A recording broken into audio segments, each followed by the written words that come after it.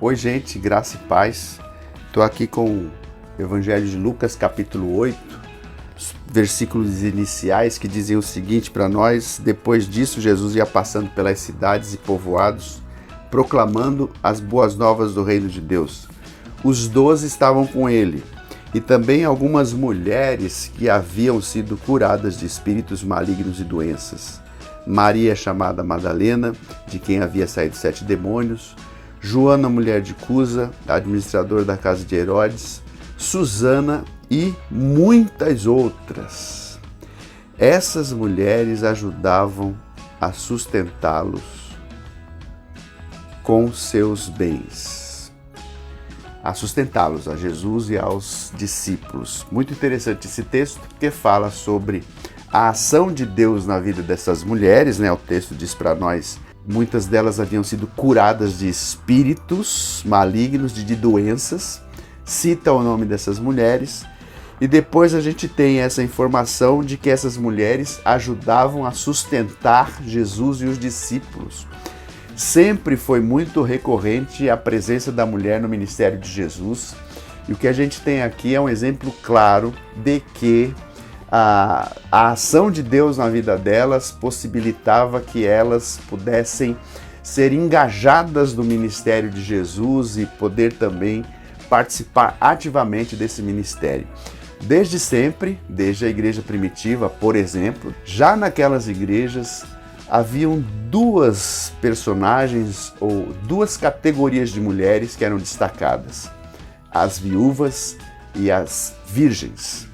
As virgens se dedicariam somente ao Senhor, por voto próprio.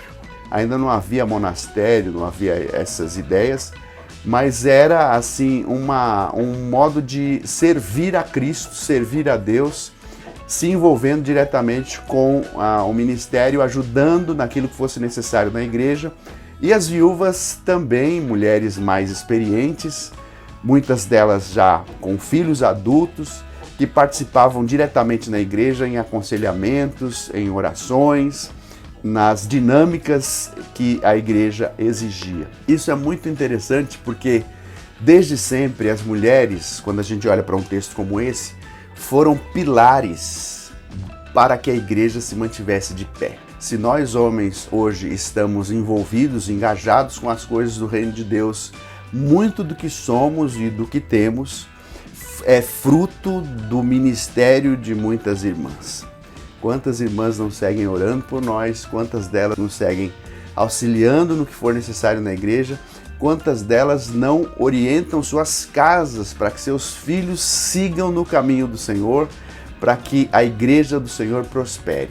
Nós somos imensamente gratos ao Senhor pelo privilégio que nós temos de estar cercados de tantas mulheres responsáveis, de tantas mulheres tementes, de tantas mulheres sérias. Evidentemente que, como são seres humanos, assim como todos os demais participantes da igreja, tem seus problemas, né? A igreja não é um lugar para gente perfeita, mas é um lugar para gente que foi salva pela graça, está ali através dessa mesma graça, se ajudando a se consertar. Exemplo que nós temos na Bíblia de que havia uma situação a ser definida na igreja de Filipos era entre Sintique e Evódia, que Paulo vai dizer que são mulheres que ajudaram no ministério, que ajudaram no começo daquela obra.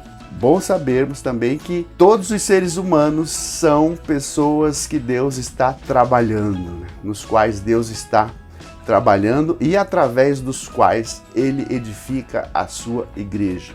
Daí a nossa palavra de gratidão a Deus pela presença e vida das mulheres, pelos seus ministérios, por tudo que elas têm feito e lembrando sempre que aquele que começou a boa obra em nós há de aperfeiçoá-la até o dia de Cristo Jesus. Deus abençoe vocês, graça e paz. Muita gratidão pela vida dessas irmãs tão preciosas.